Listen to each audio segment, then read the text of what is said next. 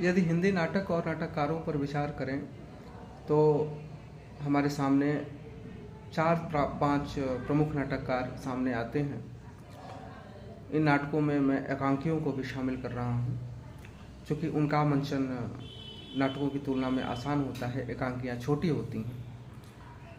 यूँ तो हिंदी में नाटकों की रचना 1850-51 से ही शुरू हो गई थी। वाजिद अली शाह ने संभवतः 1853 में इंदर सभा की रचना की थी।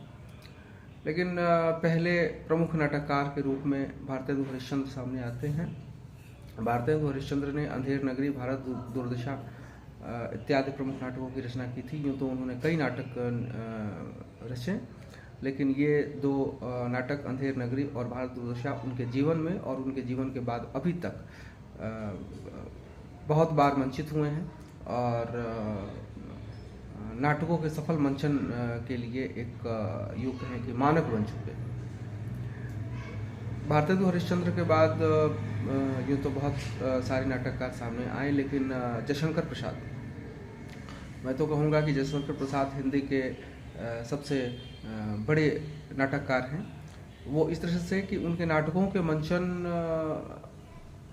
की संभावनाओं पर विचार हो सकता है या उस पर प्रश्न खड़े किए जा सकते हैं, लेकिन अपने समकालीन समाज और बाद के समाज पर भी उसके प्रभाव और उनकी पॉपुलैरिटी को देखें। अपने समय में उनके नाटक बहुत हिंदी पाठकों में बहुत लोकप्रिय हुए थे, बहुत चर्चित हुए थे। तो उस दृष्टिकोण से देखें, साथ ही अपनी राष्ट्रीय और सांस्कृतिक अस्मिता के पुनर्स्थापन के दृष्टिकोण से देखें तो जयशंकर प्रसाद के नाटक हिंदी साहित्य में, हिंदी नाटक में ही नहीं, हिंदी साहित्य में और मैं तो कहूँगा कि विश्व साहित्य में भी मील का पत्थर हैं। चंद्रगुप्त, स्कंदगुप्त, अजातशत्रु और ध्रुव स्वामिनी को कौन भूल सकता है। ध्रुव स्वामिनी तो मुझे ऐसा लगता है कि वह मंचन के दृष्टिकोण से ही लिखी गई रचना है और बहुत उत्कृष्ट रचना है।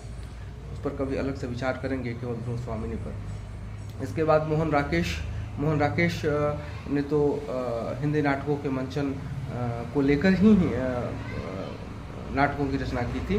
उनके आषाढ़ का एक दिन, लहरों के राजहंस और आधे अधूरे यदि मंचन के दृष्टिकोण से देखें तो बहुत अच्छी रचनाएं हैं और साहित्यिक दृष्टि से भी बहुत उत्कृष्ट रचनाएं हैं। इसके बाद स्वदेश दीपक की कोर्ट मार्शल, वो भी बहुत अच्छी रचना है।